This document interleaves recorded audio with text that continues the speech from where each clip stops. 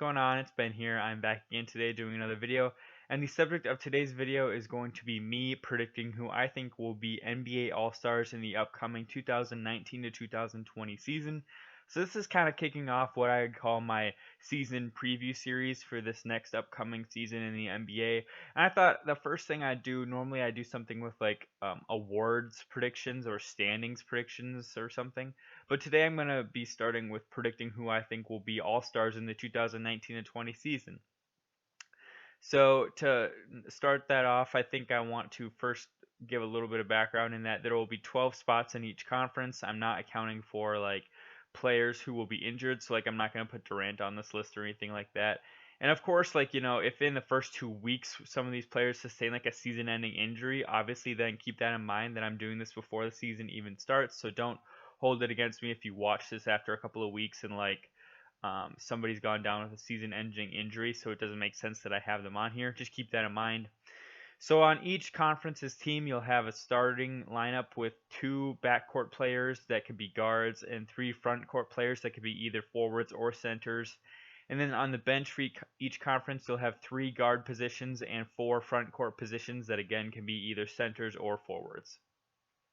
So I'm going to start with the East and who I think will be all-stars in the East this year, and then I'll transition to the West. I'll give pretty brief explanations for each player on why I think that they'll be on this list. So first off, for the backcourt in the East, I have Kyrie Irving at the point guard spot, and then Jimmy Butler at the other guard spot. So I think Kyrie Irving will kind of be able to be the star in Brooklyn. There won't be as much competition for shots without Durant playing for this team. So I think that Kyrie will get a lot more shots per game. I could see him averaging around 24, 25 points per game. And I think Brooklyn will be a playoff team. And I feel like with Kyrie's name recognition and being on a playoff team, between those two things, that'll be enough for him to be a starter on this team. And then next, Jimmy Butler, I think again a guy who may not be on a great team. I am thinking the Heat will be like a lower level playoff team, like maybe somewhere between the 6 seed to 8 seed. But I think he has such name brand recognition in the NBA, and I think he'll be like the undisputed #1 option on this team. He'll probably be averaging like 23 to 24 points per game. So for those reasons, between the volume of scoring that he'll get and his name brand and being on a playoff team, I think that'll be enough to get him to be a starter for the East. At the forward spots, I have Giannis and Blake Griffin and Joel Embiid. So let me explain some of those here. Giannis, I mean, I expect him to be like in the MVP conversation next season. He's one of the biggest names in the NBA, has one of the biggest fan bases, being an international stud. Um, and arguably he's the best player in the NBA, so I think that's kind of a no-brainer as to why he'd be in the starting lineup. Blake Griffin, I believe he was a starter last year too, if I'm. Oh no, I think it was Kawhi actually, but um, with Kawhi now in the West, I feel like that leaves a pretty big void at the forward slot, and I think that leaves Blake Griffin to be the next man up. If he repeats what he did last year, which was averaging like 24, 10, and like 5, then I could easily see him being a starter this year. I think he would give us something similar. I think maybe around the 22 to 23 points per game, along with like 10 rebounds and 4 to 5 assists. I think that's pretty reasonable. So, and I think in the East, which is a little bit more devoid of talent, that's enough to be a starter. Again, huge name recognition too, and Detroit should be in the mix for a playoff spot. So between all those factors, I think that'll be enough to get him in as a starter. And then the last starter on here, Joel Embiid, a guy who gets a lot of attention for his personality. He's on probably what will be either the best or second best team in the conference this year, and he's the best player on that team. Puts up great stats, is an all-around player, and I think between all those factors, he'll definitely be a starter. Especially being international and having a lot of popularity overseas, I think that plays a big part too.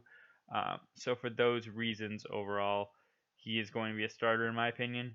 Um, Now to get to these next ones I have on here, at guard on the bench I have Ben Simmons, Bradley Beal, and Kemba Walker. So Ben Simmons, sort of a similar reason to Joel Embiid. He'll be on one of the best teams in the conference, and um, he himself is a very good player. Good stats. He'll probably put up the same, like 18, somewhere between like 15 to 18 points per game, like 8 rebounds, 8 assists, and then he'll be on one of the best teams in the conference, and he's a guy who was an all-star last year, so I think that that'll encourage people to vote for him this year to be an All-Star. Um, Besides that, uh, let's see here. Next, Bradley Beal. I think the Wizards will be a bad team this year, but I think Beal is going to put up like 26 points per game, probably around that. And I think just based on his stats alone, he'll warrant an All-Star appearance because I think he will be playing well despite the team being pretty bad. I think it'll kind of be like a Kemba and Charlotte situation where like he plays really well, but just the team isn't that good. Which actually brings me to Kemba Walker, who is now going to be in Boston, and I think they will be a team in the heart of the playoff race, and he'll be one of the best players on that team. So for those reasons, I see him getting in and being a person on the All-Star team, and this will be like his fourth time too. So it's not like he's a stranger to being voted onto the All-Star team. At the front court spots, first off, I have returning guys in Drummond and Middleton, and then I have Nikola Vucevic, who also made it last year, and then first-time All-Star Pascal Siakam. So first, let me explain Drummond. I think he's basically one of the best centers in the East outside of Embiid. Puts up averages usually of somewhere between 16 to 18 points a game, and somewhere around 15 to 7, probably like between 14 to 16 rebounds a night. I think just based on his stats alone, he'll get into the All-Star game, especially with the lack of depth in the East. I think that those two things will propel him to get into the All-Star game. Chris Middleton, I think he'll get in basically based on making it last year and kind of the Bucks being the same exact team running it back and probably going to be floating around a 60 win total, and he's again like the second best player on the best team in the East, and sometimes that's enough to make you an All-Star. So I think he'll get in very similar to how he did last year, kind of like the worst of all the All-Stars, but he will make it in because he's on like the best team in the conference. Next, Nikola Vucevic, again a very good player. I think he's the kind of guy that will again probably put up like 20 and 12 on good shooting splits. And Toronto or the Magic should be floating around a playoff spot again, so I think that'll be enough to get him in. And then lastly, Pascal Siakam. I think he'll be the best team on Toronto this year. I think they will be definitely in the playoffs. And I think between those two things, between the void of Kawhi being gone and a lot more shots being available per game, I could see Pascal averaging like 20 points a game, 8 rebounds a night, 5 assists a night. It would not shock me if those were his totals. I think he's going to be very good this year. He's kind of like the perfect modern NBA player. He's very athletic, he's very fast, he is very skilled for his size at 6'10". He can dribble, he can ball handle, he can score, he can defend. He's kind of like the Swiss Army knife of the modern NBA. Good size. The size is a big thing too. To have his ball handling at 6'10" is very valuable. Okay, now transitioning to the West. For the starters in the West at the guard spots, I have Curry and Harden. I feel like this is pretty cut and dry. I think Curry's going to be averaging around 30 points per game this year, so that makes sense. I think the Warriors will still be a playoff contender, so I think he will definitely be in the conversation for an all-star starter.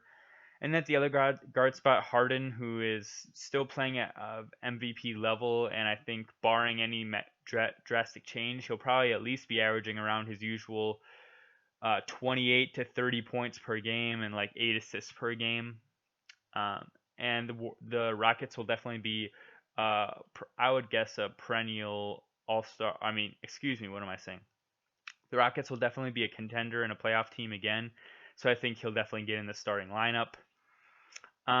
Next at the forward or front court spots for the starters, I have Kawhi, LeBron, and Anthony Davis.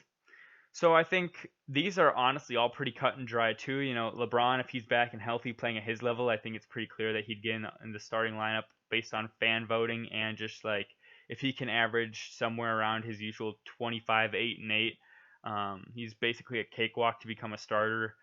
Kawhi coming off of that Finals MVP, if he keeps up his pace at around 25 points per game, 7 rebounds, 5 assists, I think he'll get in too. And Anthony Davis, with averaging how he's averaged the past couple of years, if he puts up the usual 27 and 12, he'll get in as well. I think what's interesting about the West is they have a lot more like quality players, but I think that the starting lineup is actually more clear cut in the West. Like those 5 players are pretty much well above, I think, a lot of the other players that you could debate to get in here. But yeah, so that's who my starting lineup is. All those guys are going to be on playoff contenders, so I think that helps them too. On the guard spots on the bench, I have Damian Lillard, Donovan Mitchell, and Paul George. So Paul George, I'll get out of the way first. I think a lot of people will say, well, he's a forward. Why are you putting him in a guard spot? Well, I think with him and Kawhi on the team, they'll do a lot more sets of, uh, maybe like Pat Beverly at the point guard, Paul George at the shooting guard, Kawhi at the three, and then a power forward and a center. So I think Paul George will be considered a guard more this year than he has been the past couple of years. So I have him in here as a guard. Again, I expect the Clippers to be very good, so I think it's kind of a no-brainer that he'd get on the team. Now to move on to Donovan Mitchell. I think that the Jazz will possibly be like a top 4 team in the West this year, maybe even higher than 4. Um, and I think he'll be like the main scorer on that team, and he'll be kind of like the offensive engine of the team. So I think for those reasons, he will be a first-time All-Star this year, probably averaging around like 22, 4 rebounds a game, 5 to 6 assists a game. That's, I think, like a pretty accurate expectation. Besides that, at guard spot, you have Damian Lillard, who I think will put up the same old, like 25 to 28 points per game. A team that'll be a playoff contender. Not much will change with him, Gets great stats. Team that'll be in the playoff mix. He'll be an all-star again. At the forward or front court spots here, I have Luka Doncic, Nikola Jokic, Karl Anthony Towns, and Rudy Gobert. So very center heavy, but I do feel like there's a lot of pretty good centers in the West here. Rudy Gobert is coming off of 2 Defensive Player of the Year awards, and I think he could go for that trifecta this year. He's going to be the defensive anchor on a team that's one of the best defensive teams in the league in Utah, so that really helps you get into the All-Star game. Besides that, Jokic, of course, he's going to get in. The best player on Denver, who may be like the 1 seed this year. Probably is going to average around 24 points, 10 rebounds, and 8 assists per game. For a center, that's miraculous, and his shooting splits are really good. He's a really good 3-point shooter. He can kind of do everything offensively as a center. Luka Doncic, a guy who, again, for his position at like small forward, he can kind of do everything that you need him to do. I think that's pretty clear cut that he'll get in. As long as the Mavericks show some improvement, if they're on like a 500 team, I can see him getting in. It will hurt him that they're probably not going to make the playoffs and they won't be as good as some of these other teams, but I think just the hype around him is so high and so many people like him that I think that'll help propel him to the All-Star game. And lastly, Karl Anthony Towns, maybe the hardest case for him to get in, but the Timberwolves won't be a playoff team. I don't think they'll have a losing record, but I think he'll be putting up averages of like 28, 12, and 4. And I think those averages alone are what are going to propel him into the All-Star game again. So there you have it, guys. Those are my predictions for who will make the playoffs in the NBA, or excuse me, for who will make the All-Star game in this upcoming season in the NBA.